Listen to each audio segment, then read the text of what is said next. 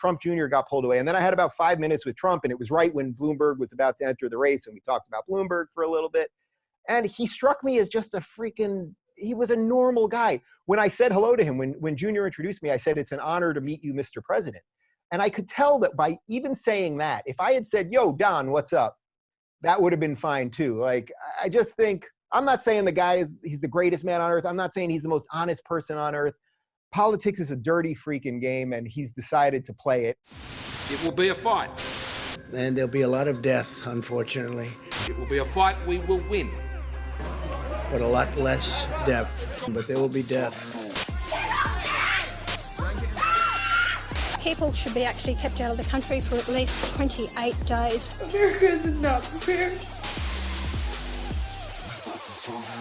G'day, ladies and gentlemen. Welcome to the Butterfield Effect. My name's Isaac Butterfield. It's a pleasure to have you here. Hope you're doing well. But first, ladies and gentlemen, this video is brought to you by Cafe Lombardi Roasters. Premium organic coffee at home. You don't need to leave the house anymore to get the best coffee available. It comes straight to your door. Amazing coffee bagged in a recyclable coffee bag, delivered in a biodegradable bag. It's the coffee the environment loves. I was never much of a coffee drinker until Cafe Lombardi reached out to me and they said, "Here, Buttsman, take some of this fine brew and caffeinate yourself." And now I'm not sleeping all day. It's great. But it goes further than that. A portion of every single bag sold goes straight to the Sydney Children's Hospital. Amazing work. So indulge yourself. Sign up to their subscription with the link down below and you'll get 10% off. And if you use the code word Buttsman, you'll get another 10% off. That's 20% off. Cafe Lombardi Roasters supports this channel, so make sure you support them. Today we have a fantastic guest.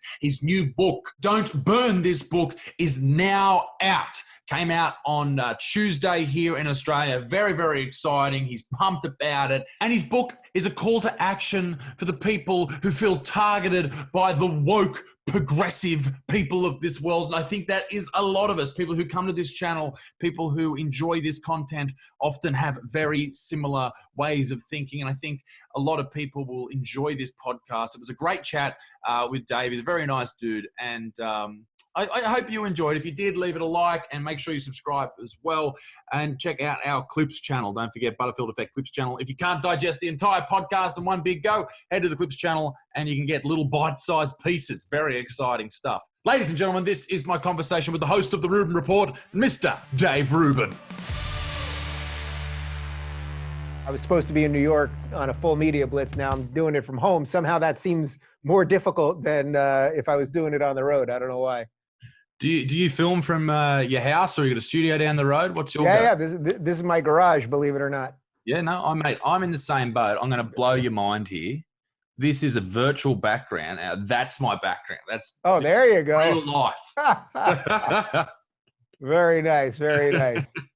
Dave Rubin, welcome to the show. It's a absolute mammoth effort to have you here all the way. Where are you? LA? It's all happening. Goodness me. This is the biggest moment for the Butterfield Effect from the bunker here during quarantine. It's all happening, mate. Thanks for joining us. It's good to be with you. I am from the bunker here in Los Angeles. I don't know, how do the pipes even work? Like, how could this possibly be? You're in the future. It's 9 a.m. It's like 3 p.m. for me here. We're in different universes, yet somehow the internet lets us do this. And this is one of the things that I've spoken about before with quarantine. It's actually made people closer together. There's these podcasts that I've always wanted to do. And I've spoken about for some time, like one with Jordan Peterson that I'm doing in a couple of days. And something that I wanted to do because I was coming over to LA to do some stand-up over there. And I never thought these would come to fruition. You know, I had to bring a producer and a camera guy, and now I'm just doing them 2 meters away from my bedroom. It's very easy. It's actually kind of cool. You know, we're actually watching mainstream media and online media.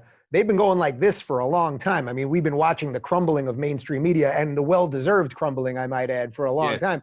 And now we're watching the rise of the online thing. And it's like, yeah, everyone's at home. So you got a little bit more time to talk to some interesting people. And now the fact that we can do this across the world and it's pretty cheap to do and all that, it's awesome. And I love it because it also, one of the coolest things that I've experienced over the last couple of years is that it's pretty awesome to know that people in Mexico are thinking the same thing as people in Sweden, the same thing that the people in Australia are thinking, which is the same thing that the people in China are thinking. Like, there's some really cool stuff happening. And if you're a little ahead of the game and you got your head on straight, you can really take advantage of that. And that's the beautiful thing about YouTube. And it's something that I'm sure you've found and I've found as well. This ability we now have in 2020 and the years previous to collect a group of like-minded people, something that has never been able to be done before. There's always, outliers who completely disagree or fight against the thing. But with YouTube, you can have people, you can decide who you want to listen to. If they want to listen to the Rubin Report, they go out of their way to subscribe. It's not just shoved in their face. I think it's a beautiful thing to move forward into the future. Well, the question is, how long will it remain a beautiful thing? And is it being manipulated right now in ways that we don't know? I suspect it is, but your broad point is right. It's like, how cool for somebody, even if you're not a creator, but you're just somebody who wants to learn about different people, different parts of the world, and why people think this or that, or is the Australian political system better than the American system, or is that better than the Canadian system, or this or that, that you can actually now on the ground have people sharing their thoughts, and you can go ahead and find it, and hopefully the algorithm doesn't trick you too hard in the process. And that is a tricky thing too, the algorithm, the all-powerful algorithm. I mean, in the Australian world, if you're a comedian and you do YouTube, or you are a YouTuber, you are looked down upon. Is that the same thing in America as an intellectual, as someone who's just written a book that's just come out 2 days ago? Is this something that is you've seen that, or people look at you rather and they go, okay, this guy's just a YouTuber, like, who cares what he has to say? It's kind of funny. It's a great question, actually, because it's a little bit of like, things change over time. So 5 years ago, if you would have said to me, you're a YouTuber, I would have thought, well, I am on YouTube, but I don't really love that because it kind of sounds like I'm making cat videos or jump cuts or whatever. I think what's happened over the last 5 years particularly is that people have found that there are some great intellects on YouTube. There are great professors. There are great scientists. There are great communicators of ideas. There are just interesting people doing interesting things that are outside of the mainstream that are YouTubers. So if by some technical definition I'm a YouTuber, then that's okay. But I would say YouTube really is just one of the destinations that people use to either search for my stuff or get it. Obviously we have a podcast also, and we put stuff up on Twitter and everywhere else, and at RUBIN'Report.com. And it's just like a part of the machine. I would say what I am more than anything else, like, I'm an interviewer, I'm a comic, I say what I think, I wrote this book. YouTuber, yeah, we're doing this on YouTube, so I can't say we're not YouTubers at any level. But I think 5 years ago that felt kind of like, oh, like you're a kid. Where now, you watch CNN anchors, or for you guys, Sky News or whatever it is, it's like these guys are all doing their stuff from home right now. So really, without their fancy studios and all the makeup and the huge production value, it's like we're all kind of even right now. And in many ways, some of us that have been doing this for a while, that actually can speak off our mind and know what we think, in many ways, we're progressing past them, which is actually kind of cool. And post this whole COVID situation, it will be very interesting to see how the mainstream transitions back. Will they go straight back to what they used to do? You run your journalism course, you jump through all the hoops, you kiss the right backsides, or will they run a different type of model? Because right now, people, they decide when they sit down, they have dinner or of an evening, they think to themselves, okay, am I going to watch Netflix? Am I going to watch Amazon? Am I going to watch YouTube, or am I going to watch normal TV or cable TV or whatever it happens to be? YouTube is amongst the mix. And I think that's such an important thing for me, particularly. I started out doing stand-up in Australia about 6 years ago. And, Australia is a country of 26 million people, which I think the greater LA area is something like 40 million. It's insane. We got a lot of people over here. Yeah. Crazy. And Australia being the same size as America, this is a very sparse land. To create an audience is very difficult. You have to travel everywhere. But YouTube gave me the ability to create that audience myself, and that's something I'm forever grateful for. And I think it's something great for you as well. I mean, you've now written a book off the back of this audience that you've grown. People who maybe they don't hold off every word and wait for you to, the thing is, like, we aren't these YouTubers where people are like, okay, I can't wait for the next vlog to come out, this type of thing, young kids clicking. These are people who, they have opinions. They have Yeah. Oh, yeah. thought processes, and they want to hear someone explain things or give their point of view on certain things.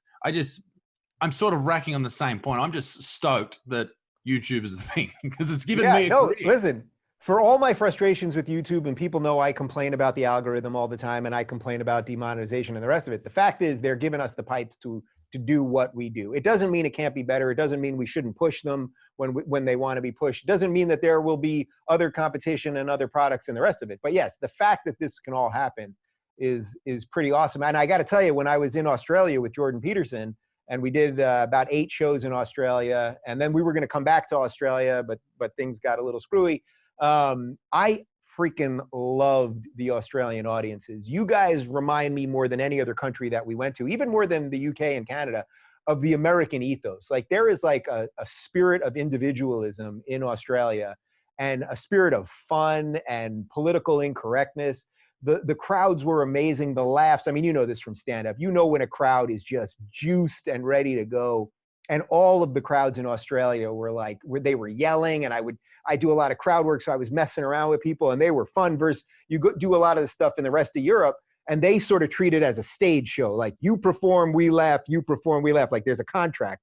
But Australia had much more of a sort of what I think of as like a New York stand-up feel that I really love. And one night, Jordan Peterson and I went to an open mic. We thought we were going to a burlesque show. It ended up being an open mic in Melbourne. There were like 8 people in there. You know what those open mics are like. I mean, it was just an absolute horrible. Just, yeah. And for guys like us that have lived through it, it's particularly painful, right? So Jordan's watching it as an outsider, and he can sort of appreciate the struggle and, you know, all the weirdness. But for me, it's like I lived that life. So it's very hard for me to watch it, as I'm sure it would be for you. And we watched, you know, we saw a couple guys that were decent or 1 or 2 jokes, but the whole thing was pretty painful. But what was really funny is that every single comic there recognized Jordan and then me.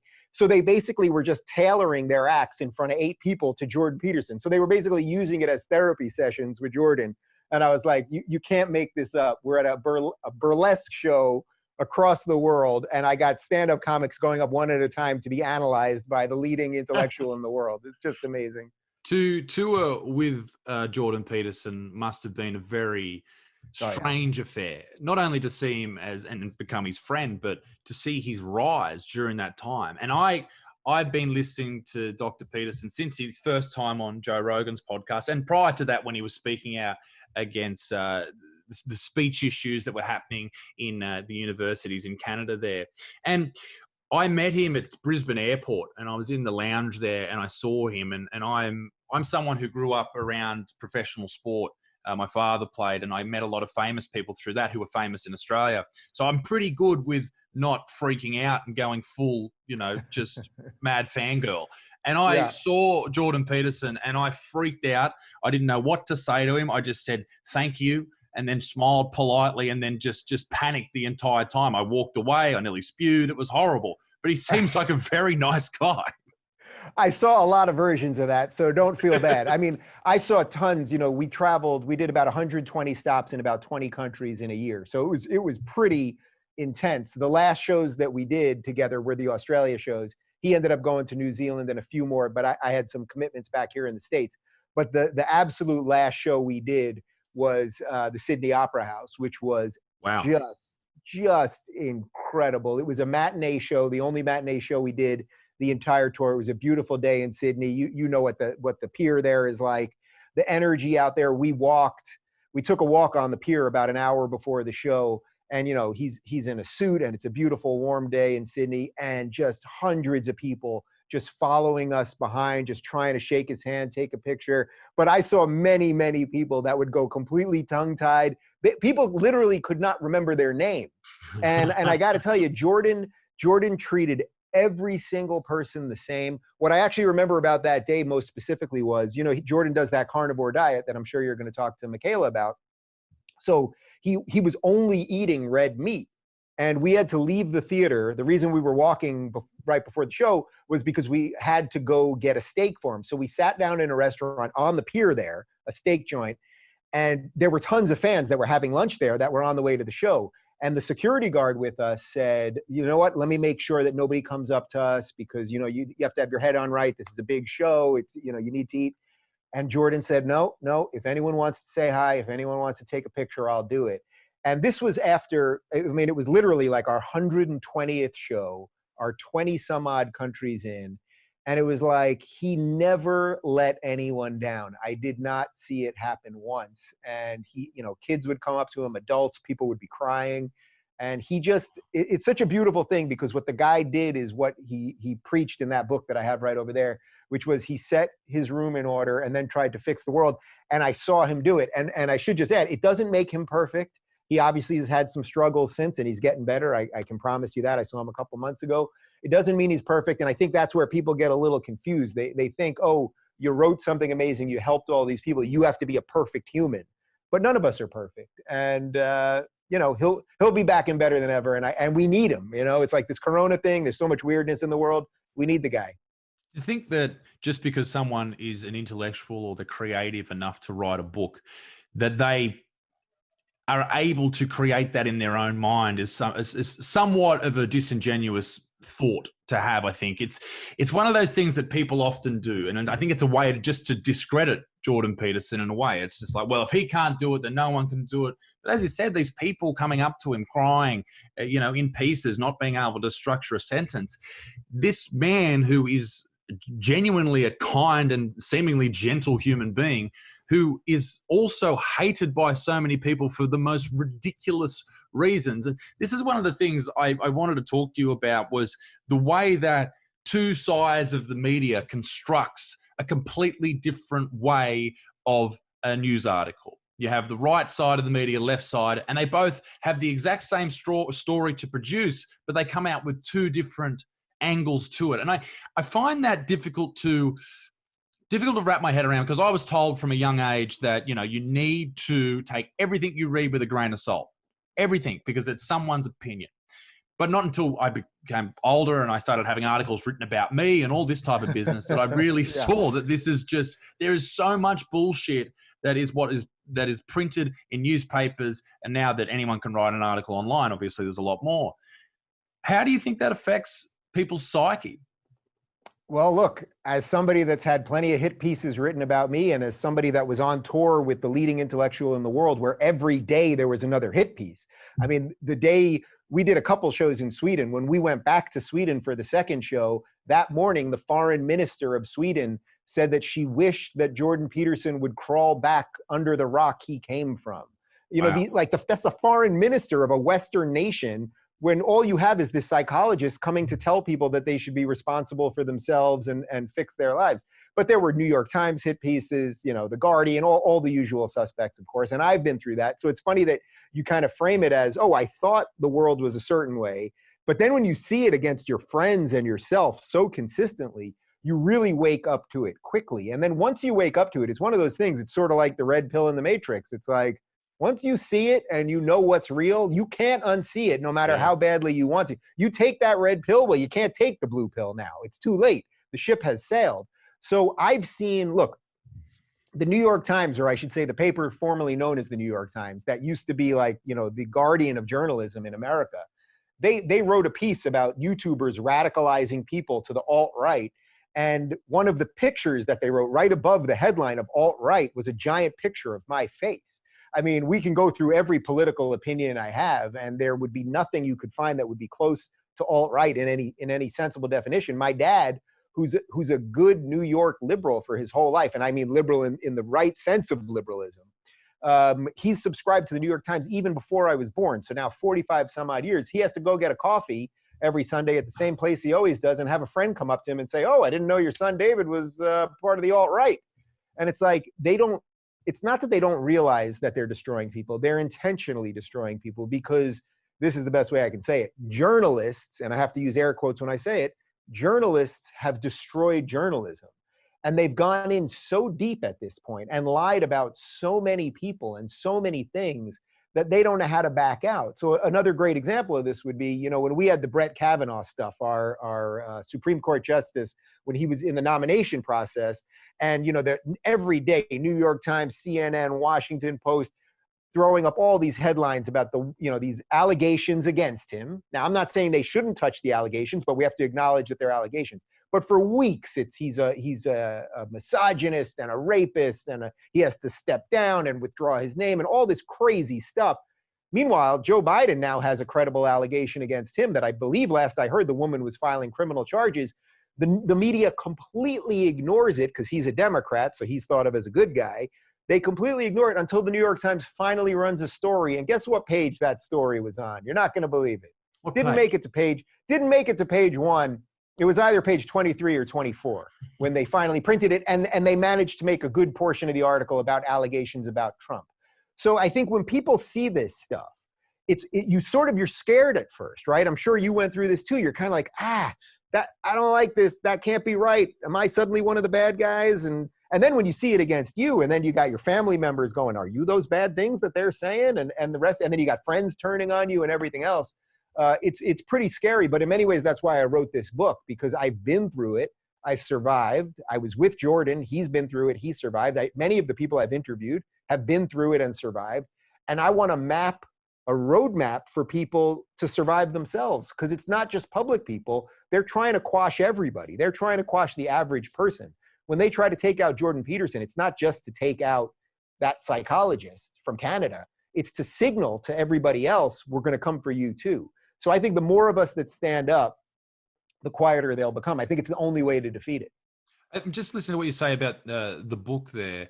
It seems like it might be a bit of a tool for people. I see this on Twitter a lot. Now, I'm not much of a Twitter user. I only go there for content, for videos. That's the only, and jokes. That's the only reason I go there. I follow a lot of woke progressive people.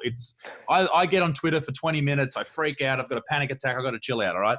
It's an insane place. But it seems like, in what you just said, a lot of people are discovering that if they say the wrong thing, quote unquote, they will have this woke army coming for them.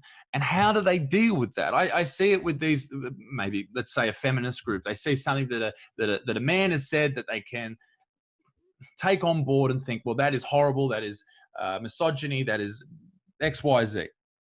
They take that on board and then they say, right, we need to destroy this bloke. We need to find out where he works, who's his partner. We need to find out where's his kids go to school. And we're going to share all that information, and then we're going to go after him. Because he has said something that is slightly misogynist or completely misogynist, horrible, we need to destroy him in every single sense of the word. That is such a strange tribal attitude. And I don't know where it's come from. Well, I think where it's come from mostly, and you're right, this really is what the heart of the book is about, because I'm trying to give people the tools to think for themselves, but it's not just thinking for yourself. It's thinking for yourself and then being able to apply that to the world. And the only way you can do that is if you conquer this monster. Because yes, it's not just if you maybe said something misogynistic or something totally misogynistic, it's just if they apply that label to you. So in many cases, it's not that anyone's done anything racist or anything like that. You might just say that men and women have different biological differences. We all know that. That is a fact, right? And this is, I'm sure you know of Douglas Murray, the great writer from the UK. He always says it's like we're suddenly debating things that we've known to be true. Now they're all up for debate. That's not a good sign for society. And my the other line that I love from him, he always says, when the barbarians are at the gate, we're going to be debating what gender pronoun to call them. And I think that's sort of where we're at right now. Instead of dealing with the actual issues of the day, let's really talk about the important things of society. Instead, we're debating about gender pronouns, and we're debating about all of these things that we've settled already. And when I say settled, I mean from a Western perspective, but particularly from an American perspective. If you live in America, you're a citizen of America, you are free. That's the only privilege there is. You are privileged because you grew up in the freest freaking place ever. It does not mean it's perfect. There's no such thing as perfection, by the way. I think that's one of the flaws of the left. They think that they can create a perfect system. And we can't create a perfect system because we are not perfect. So they're debating things that have long been settled. And they do it in an oddly religious manner. So it's very weird for me because, as you know, I was a lefty. My whole life I was a lefty. I thought I was a good lefty. And then I started seeing some weird things. And it was like, guys, how is it that everyone we disagree with is a racist and a bigot and a Islamophobe and all of these things? Like, that just doesn't add up. And the second I started just asking those questions, as a lifelong lefty, the hate that I was getting was unfreaking believable. And then the odd thing, and I think you've probably been through a version of this, and I've met a couple, I've done a couple podcasts with some Australians, and I've met some Australian comics that are sort of seeing their own version of this. Suddenly, you're thought of as a good lefty. You kind of wake up, you think about things a little bit differently, and then all these people on the right that you thought were the bad guys, they're like, hey, I'm over here. You want to chat? Let's chat. Let's agree to disagree. Let's have a beer. Let's go out. Let's shoot the shit. It's all good. And that is a very shocking thing for people, because I think our factory settings are sort of taught to us like, oh, Democrats good, Republicans bad, lefties care about poor people, Republicans or people on the right care about money, you know, Democrats are for peace, Republicans are for war. These are all just like 2D, very childish arguments, but it takes a lot to get out of that and be able to say, no, I'm not a misogynist. I'm just laying out some basic truth here. But you got to have the balls to do it. I think the tribalism aspect of all of that is so fierce right now. I mean, the political spectrum has moved as well. As far as if you are if you are seen on the left, if you are in that side of politics, you need to be hardcore. There is not people don't. People are not woke enough. That is the issue here. And then if you're on the right, it's just like, hey, we're moderate, do whatever you want. You know, if you're gay, you're straight, cool. If you're black, white, wonderful. And that's how it's moved. There's a truly fundamental reason for that I write about in the book that I really want people to understand, because I think people see exactly what you just said there, but they can't quite figure out why that is. And it makes sense. There is a reason for it. So if you're on the right, let's say you're a conservative, and I know these terms are a little bit different for Australians than they are for Americans, but I think most people will kind of get what we're saying. If you're a conservative or a libertarian or a classical liberal, basically a limited government guy, you believe in individual rights, meaning that you believe that if you're an Australian citizen or you're an American citizen, you deserve the exact same rights. It doesn't matter what color you are. It doesn't matter what gender you are. It doesn't matter what sexuality you are, the rest of it. That's the underlying principle. And to add a little more from an American perspective, if on the right, people believe that the Constitution is our founding document, that is a good document that has freed people. So there's a unifying principle. Now, it doesn't mean that they all behave the same way or think all the same things or any of that. I'm far more libertarian, let's say, than most conservatives. So like on an easy one, like I'm for legalizing weed, most conservatives aren't. That would be a very easy one. Now on the left, they don't really have a unifying principle. The left, broadly speaking, they believe in government.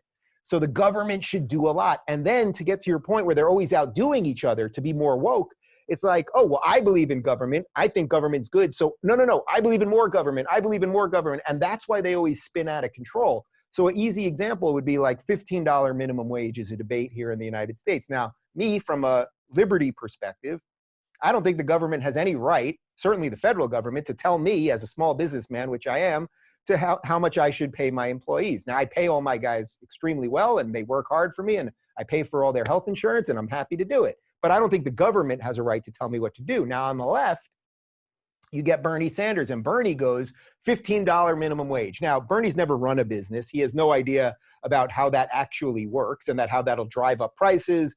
And, you know, we've got automation right now, and if you're going to tell McDonald's that they have to hire people at $15, they're going to replace them with iPads and all the problems with that. But then what happens is someone else will come along. In this case, there's a congresswoman here named Rashida Tlaib, who's another progressive. And she says, no, not 15, 20.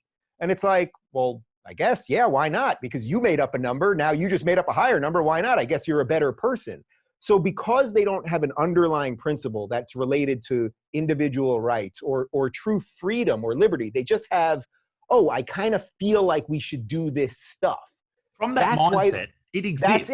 That's it. Yeah. That's a positive mindset to have, is like, hey, people should be paid that. Agreed. Absolutely. They should be paid more money so they can live and have better lives. But where does that money come from? Well, that's the thing.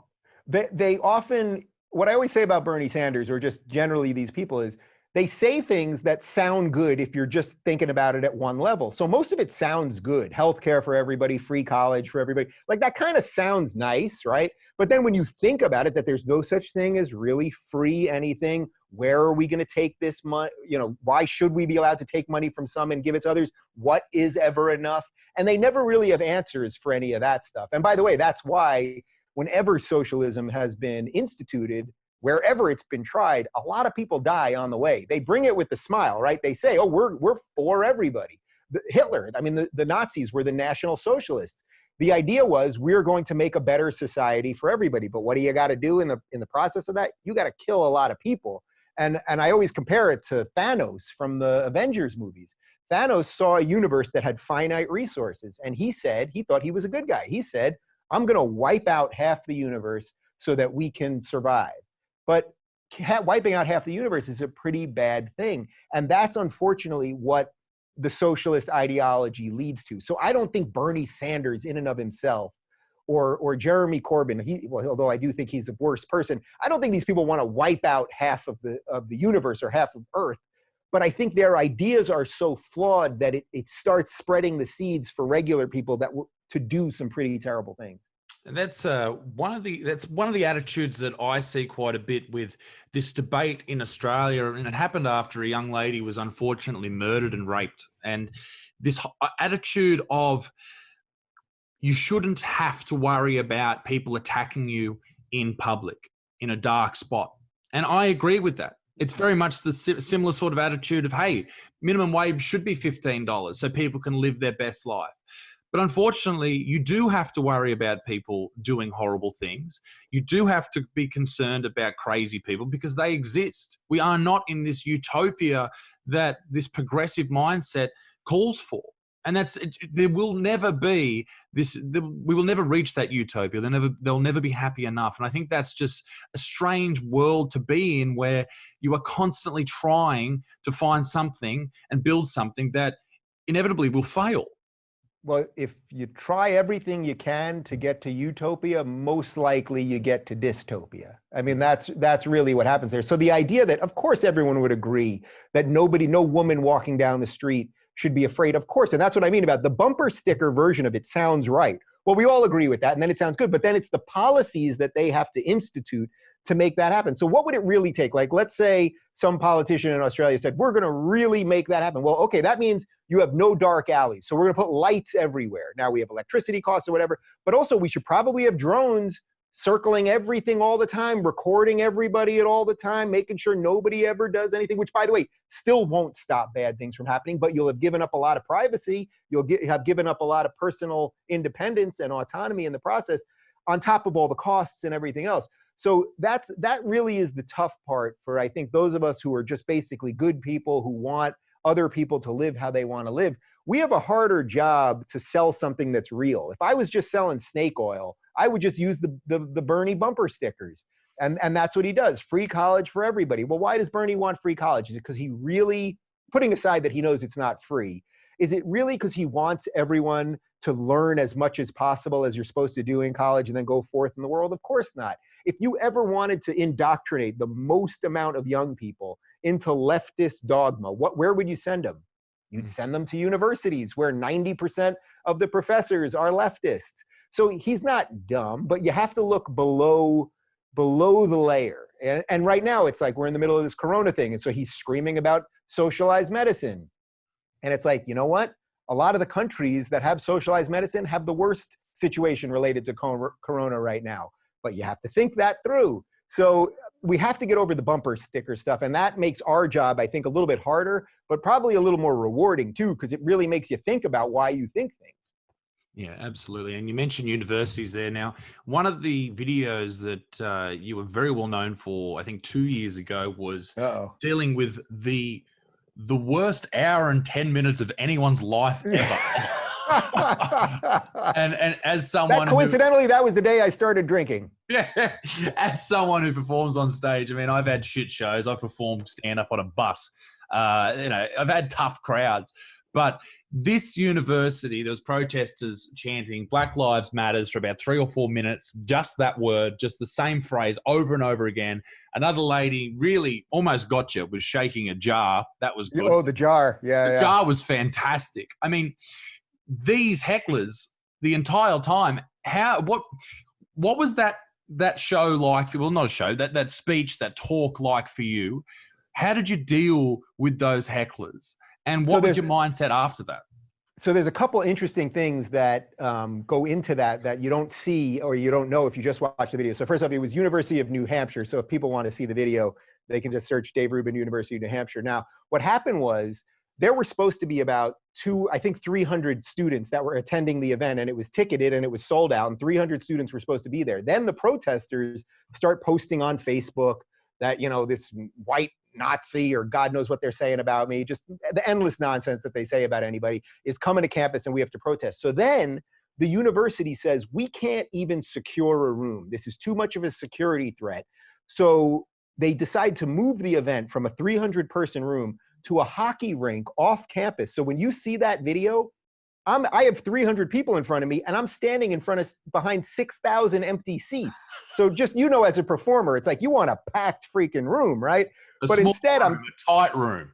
Yeah, you want them on top of you, and which is actually why the Sydney Opera House was so freaking amazing, because I didn't realize it was a theater in the round. So when you get laughs, and you're used to getting laughs this way, which is awesome. You tell a joke, the laughs come at you, but now you got laughs coming this way. You got laughs hitting you from behind. It was amazing.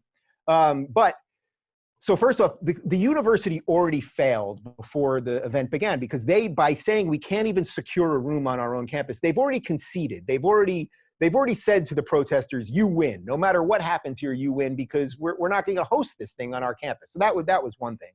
Then as the momentum started picking up, like an hour before, hundreds of other kids that wanted to get in to support me or hear what I was going to talk about, they wouldn't let them in, but they let in all these other protesters. And you're right, they come with noisemakers, and they set their phones so that every few minutes they could chant mindlessly and all this stuff. And I used every sort of trick I had in the book, and trick that I've learned from stand-up and crowd work.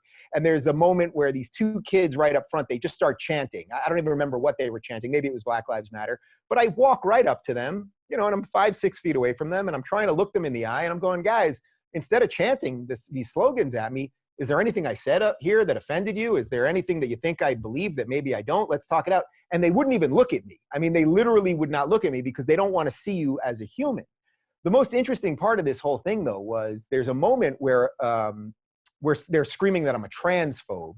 And a woman in the audience says that she's trans and I hate trans people and I'm a Nazi and all of this insane stuff. And for the record, I grew up with Holocaust survivors in my family. So this is not something that I take lightly.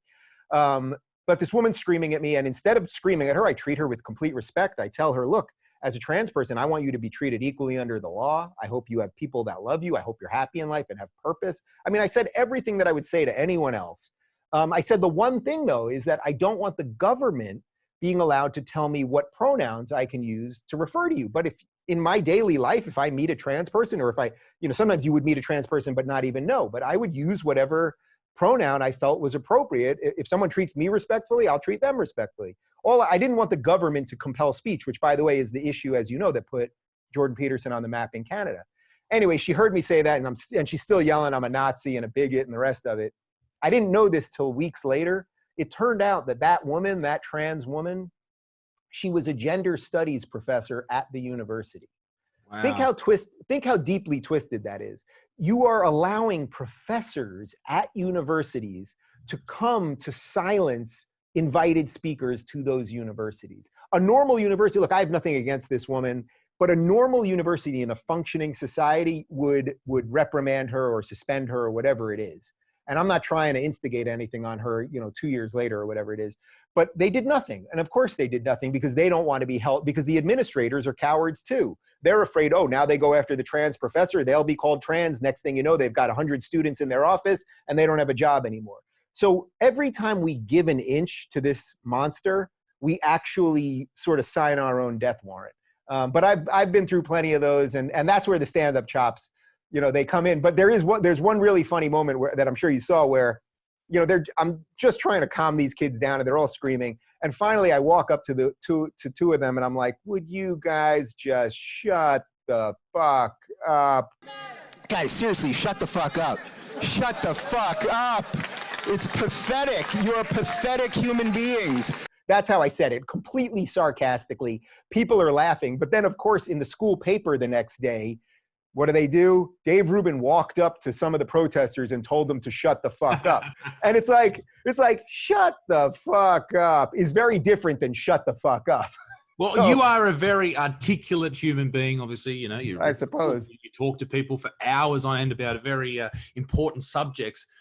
For me, like I wouldn't be able to contain myself in that situation. I would have turned into the biggest pig alive. I mean, you've done amazingly well. You know what? We all fight the battles a little bit differently. And I really mean that. You know, like some of us can do it a little more subtly. Some of us use, you know, it's like any comic, right? Some comics are insult comics. Some comics are sort of like highbrow thought comics. Like all of us have a different skill set, a different bag of tricks. So, you know, maybe you'll have your day when you get to deal with one of those if you haven't had it yet. I hope you get that day. I hope it comes. I hope it comes. Yeah. And it's funny, you know, you talk about that lady who was a professor there. The attitude that there is no debate to be had is such a strange concept for me. For someone who, you know, I go to a party or I'm meeting someone for the first time, maybe we have a difference of ideas, we talk about it.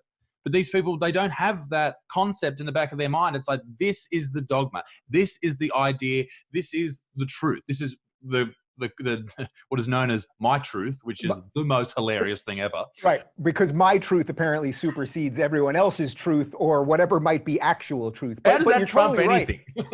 Yeah, exactly. Well, but the thing is that they want you, see, that's the thing. These are generally people on the left are sort of very anti-religion.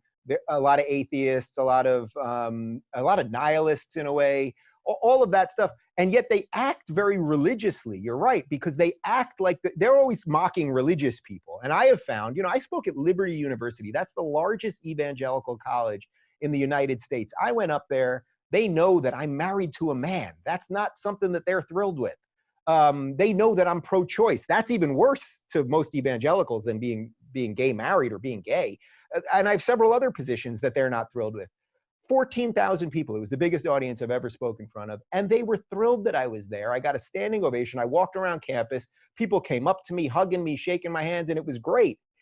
Those are supposed to be the bad religious people, and they're just simply not. And then you get these sort of hyper secular people, and they act like the caricature of religious people. And that's a really interesting concept to me. Which also has led to some of my changing thoughts on the importance of religion in a way and religious stories. That has been my position on it for some time. With less people, and I'm not a religious person, but less people being religious, they need to find something that they can really put their teeth into. And whether that is this woke version of liberalism, whether it's a far right ideology, whether you're in the KKK, whatever, you need something in your life to grip onto, something to think about, something to, you know, I find that people who don't have something to belong to are often the most anxious, the most depressed, and then they can find like the born-again Christian sort of idea. They are struggling in their life for whatever reason, whether it's drugs or alcohol, whatever. They find religion, they become better people, and they put that down to religion. Now, is it because of God? Perhaps. Is it because you have something to dedicate your life to? Probably. Yeah, I see. It's so interesting to me because the way you started that was, I'm not religious myself. And I feel the same way about that. I am not religious in any sort of traditional religious sense. I do believe in tradition. I do believe that there is value in finding community around religion and all that. That doesn't mean religions haven't done bad things. But this is very much, and I write about this in the chapter about Jordan, chapter 9, about finding a mentor. Jordan really did move me on this, the importance of sort of biblical stories to sort of undergird the truth. Because without that, you're right, people have this endless hole. And it's not to say you can't be an atheist and be a freaking amazing, wonderful, decent person. And to like butcher an old joke, I mean, many of my best friends are atheists, right? So like I have tons of atheists that I love, but I don't think a society can organize around a lack of belief. I think we need something beneath that. And this has been an ongoing debate with, I think, some of the best thinkers that we have, where a lot of, I think the still left-leaning people think that the Enlightenment was the moment where human flourishing all began, you know, just a couple thousand years ago. There's a couple hundred years ago, sorry, that suddenly it was all sort of terrible. It led us to the 1700s and then boom, all these great ideas happened. And actually it's not that. It's the sort of generational churning of ideas and individualism that religion sort of taught us through. And it doesn't mean it's perfect, but you know, there's a reason that people believe that David can beat Goliath. You know, why do I attack YouTube? Well, maybe Dave can beat Google. There's a reason we believe the little guy can do it. And these are stories that were taught in that way. Now, that's a very odd position for me to take as someone that's not particularly religious. I sense you're probably in the same bucket. Yeah, well, it is the story passed down through generations. And I guess that's what the Bible is in many respects. It's a way to tell people, and, you know, we have it here in Australia with the Australian Aborigines. They have a very vocal way of telling their stories about the dream time. And they tell stories about, you know, this is how this happened to this particular person and then this occurred. It's an example to people of how something happened or why something happened or why you shouldn't do it. And my position on religion has always been, it was put in place to control people and to tell people how to do things or explain things through, fear of God, all that type of stuff. I was an atheist for a long time. And then I started to listen to a lot of people who talk about the universe and molecular biology and all that type of stuff. And I just threw my hands up in the air, goes, I don't know what the fuck's going on. I guess I'm agnostic. I mean, there's as much evidence for and against on both sides. But the tribalism, the religion of people, it is a strange time. But what I have seen recently, and I don't know if you've seen this as well in the States, people, since Corona has become such a big issue, I don't see as many people worrying about gender studies. I don't see as many people worrying about feminism. It seems like because we now have an actual thing to be worried about, that whole the whole idea of, okay, when people don't have anything to worry about, they make things up. This is right now a period of time where people have something to be scared of, an invisible force that's coming after you. It's going to kill your granny, you know. This is something to be fearful of. And now that people have this, they are in the position where, okay, let's forget about what we're studying at university. Let's forget about what they're talking about on Twitter. And now let's worry about this particular thing. Do you find that is the same in the States? Yeah, it is. And I'm actually thrilled about that. I've sent out a couple tweets on this, that suddenly the gender pronoun stuff and the social justice people and screaming about bathrooms and the rest of it, it feels pretty freaking irrelevant right now. And, you know, whether it's a guy or a girl or a black person or a white person or a straight person or a gay person that finds the cure for coronavirus is irrelevant. And if you think it's relevant, it's very obvious that you're making the mistake. Like, are you not going to take the cure because it was found by a straight white man? So I do sense that because the shit has hit the fan right now and we are trapped in our homes, we're reevaluating our lives. We're thinking, do I want to live in a big city? Am I trapped in a house with someone I like or love? Did I make some mistakes? What kind of job do I want? Did I live a good life? What if society never returns to the good old days? I think there are so many people reevaluating the whole freaking thing, which, by the way, mainstream media completely ignores. I mean, they keep us caught in the political fight of the day. But yes, I think the overt sort of narcissism that the left has pushed on all of us about their pet issues that aren't really issues, I think is being pushed aside. And I think there's even something better than that happening, which is that right now, certainly from an American perspective, there are a lot of things that I wrote about in this book, and I finished this book in July, and the publishing process just takes a long time to get out there.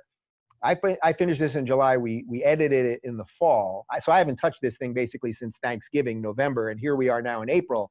And I am seeing ideas that I put in here, like states' rights. That's a huge issue right now in the United States, which hasn't been talked about in a long time. But suddenly, people are talking about states' rights. Can New York and Montana open up under the same circumstances? I mean, New York has a crazy condensed population, especially the metro area. Montana, there's very few people that live there in a huge space, sort of like what you're describing with Australia. It's like, you guys, Australia, can open up in a different circumstance than the United States. Obviously, you're an island. You know what I mean? You got a lot of space. And so suddenly, when things get bad, when things get real and people have to confront reality, age-old ideas that are good actually start bubbling up. So that's why I'm actually pretty hopeful about things right now. Something I wanted to ask you about, and it's a person who I'm extremely interested in, and probably the number one person who comes under attack by the left is Donald Trump. My personal opinion on Donald Trump is I don't know much about his political aspirations and all that type of stuff, things he wants to do with the country. I mean, we've got enough political problems going on here, so you got to weigh up where you spend your time. But you mean you can't spend 24 hours a day obsessing over Donald Trump like everybody here? You have other things you have to think about? You should try and wrap your head around Australian politics. It's boring as fuck. Anyway, it's just terrible. But Trump is one of these people who I thoroughly enjoy listening to. I've seen him put out some very interesting pieces of policy that many people just call horrible, awful, all these things. And then you actually look into them and they're actually quite good. But one of the things I wanted to ask you about is you had dinner with him recently. I'd love to know about that story. What happened? What's he like? Yeah, so I've only told this story once or twice publicly before. So it's interesting. So back in December, I was doing an event with Turning Point USA, which is a college conservative group. And I spoke in the morning. And just as I was getting on stage, they announced that Trump was going to speak shortly after. So they canceled everybody else. So in effect, I ended up opening for Trump, which that's just bizarre enough in itself. But, Great for the resume. Yeah, Secret Service and the whole, the whole thing. And it's very intense. So before I get to the dinner part, it was also the first time that I ever heard Trump speak personally. So, I see the clips on TV, obviously, but I had never been to a speech. And one thing that I really learned from the speech is that in many ways, Trump is a comic. Trump, when he gives a speech, he's doing stand-up in a certain way, meaning that he has a set, he has, the prepackaged stuff on the prompter, but he goes off prompter and he works the room. That's what he's doing. He's doing crowd work. He looks in the crowd. He'll find people. He'll get people cheering, the whole thing. And there was a really interesting moment in it where he gets up there and he's talking about wind power. And he goes, I know more about wind power than anybody. I've been studying wind power my whole life. And the whole crowd's laughing because, of course, nobody thinks Donald Trump knows anything about wind power. But he's making a joke. And I turned to David, my husband, next to me, and I said, I guarantee you that's the headline on CNN. Donald Trump says he knows more about wind power than anyone, even though he clearly meant it as a joke. And then actually, for the few minutes after that, then when he got back to the script, explained a lot of things about wind power. Of course, the headlines, I don't remember if it was CNN exactly, but the headlines after, Donald Trump says he knows more about wind power than anybody. And it's like, man, you idiots fall for it every time. Anyway, later that night, we bumped into Trump Jr. there and his girlfriend, Kimberly Guilfoyle, and I've become friendly with Jr. and I've had him on the show. And he said, hey, would you guys like to join us at Mar-a-Lago tonight for dinner? And Mar-a-Lago is Trump's country club down in West Palm Beach. I said, yeah, we would like to do that.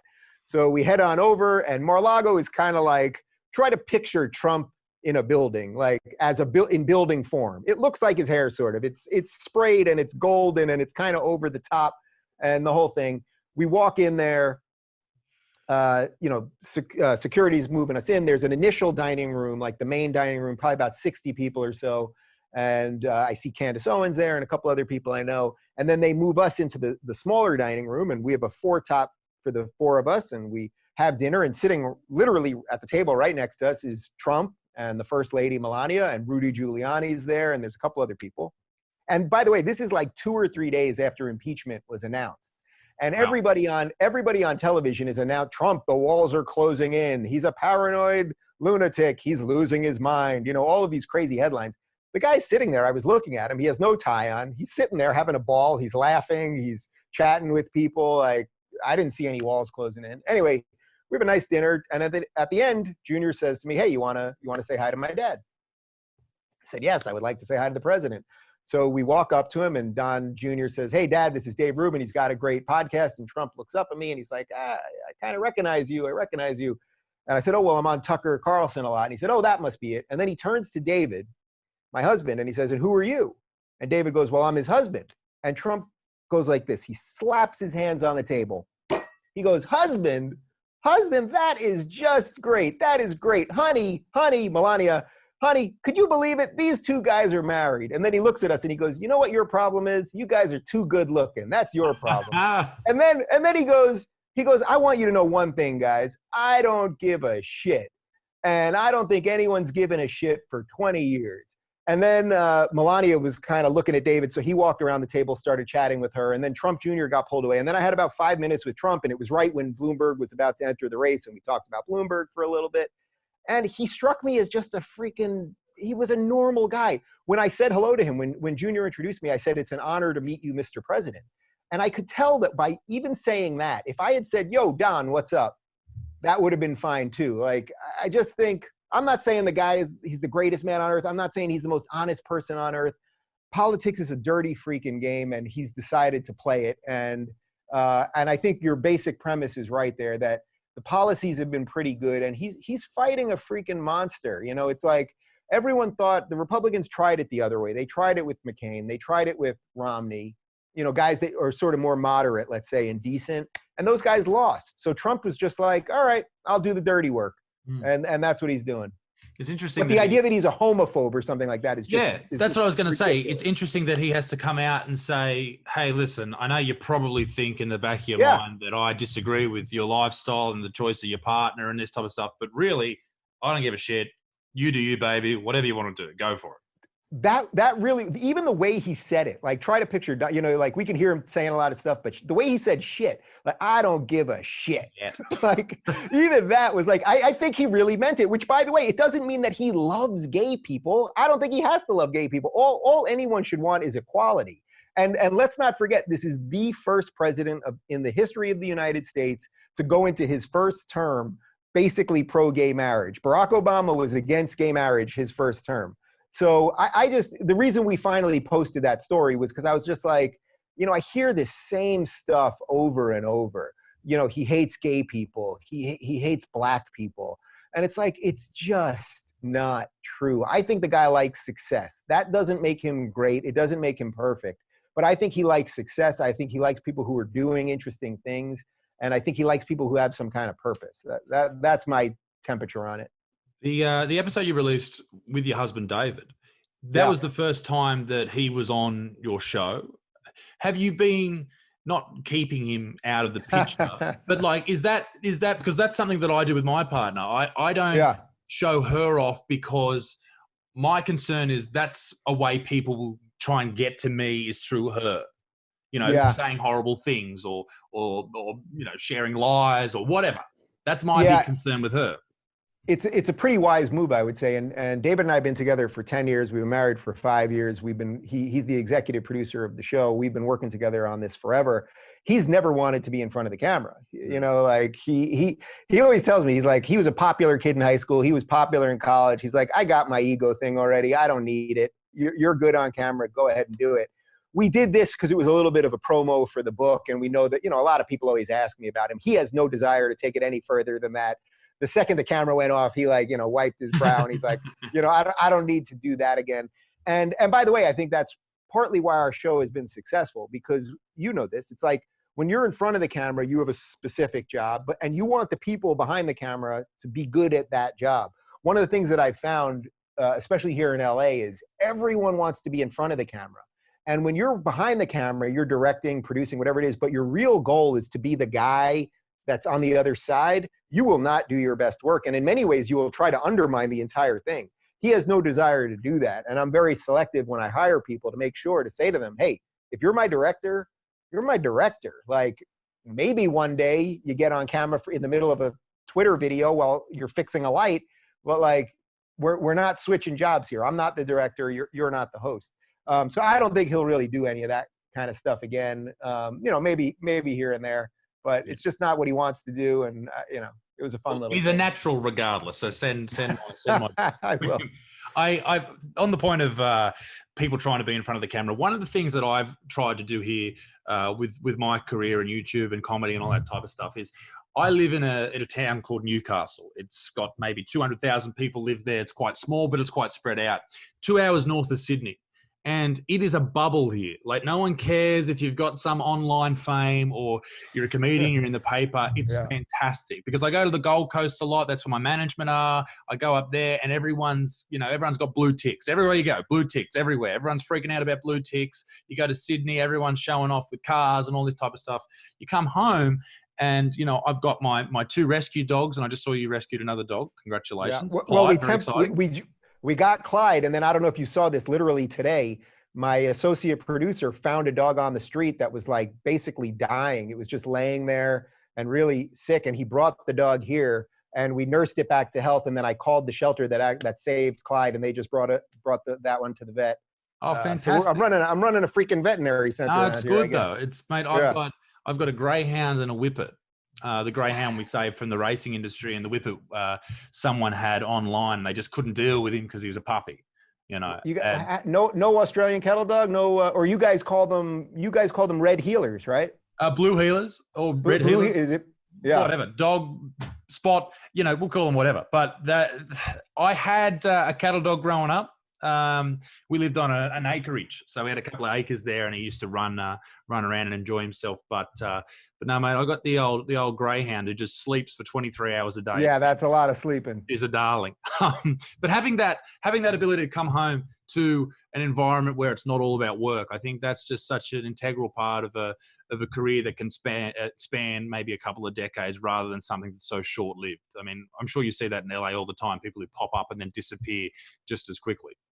Well, even just in the last couple of years, I mean, I've been sort of surprised at some of the people that I thought maybe were going to be huge that kind of fizzled out, and some of the people that I didn't think were going to be huge that have done it really well. And sometimes I've gotten it right. There were a couple people, you know, the first time I had Candace Owens on, and she was in effect nobody. She was known as Red Pill Black on YouTube with 100,000 subscribers or something. And the second I finished that interview with her, she ended up staying for dinner. And I said to her, I said, you are going to freaking light the world on fire. It was so obvious to me. But to your point, yeah, escaping this, it's important, man. I mean, knowing when to shut off Twitter, knowing that you can't read all the YouTube comments, knowing that your life is something besides the digital thing. You know what I mean? When you get to go home and lay there with the dogs and your girlfriend, and, you know, go on a vacation and hopefully eat some decent food or whatever it is that you like to do. And that, for me, you know, writing this book and the press and everything, like it's particularly crazy right now. Like I would say I'm at like almost like the zenith of kind of the craziness that I've ever been in. But what I've really been trying to do amongst that, you know, I've had 4 or 5 weeks of Corona where it's like, I've been home. We've been doing some more gardening. We don't have a lot, you know, it's LA. I don't have a lot of space here. We don't have anything close to an acre, but we got some space on the side of our house. We're doing some gardening. We're cooking a ton. You know, we've done some stuff in the house and like just trying to like organize my life right, because otherwise, what's the purpose of the other thing? You know, it's like if your show is good and you're good on camera or whatever it is, but you shut off the camera and your life is chaos and your house is a disaster and you're in a bad relationship and all that stuff. It's like, what did you really do? I don't know.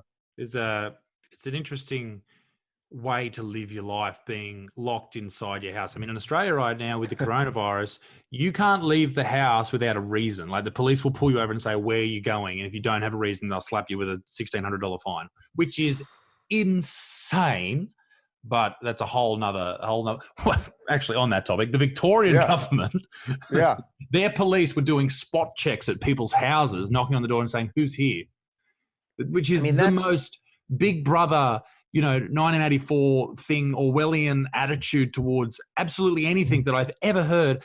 And the thing that does my head in about it is the Australian Prime Minister Scott Morrison has been on the telly every single night here, and that's rare for an Australian Prime Minister. And when he decrees to the nation that this is the new rule, he just says it. Now, I don't know if I'm alone in this, but he never has the attitude of, hey, listen, I know this is fucking crazy, man. This is insane, but we have to do this for this particular reason. Rather than doing that, he just says, this is the new law, go. And I think that's just such a strange way to do it.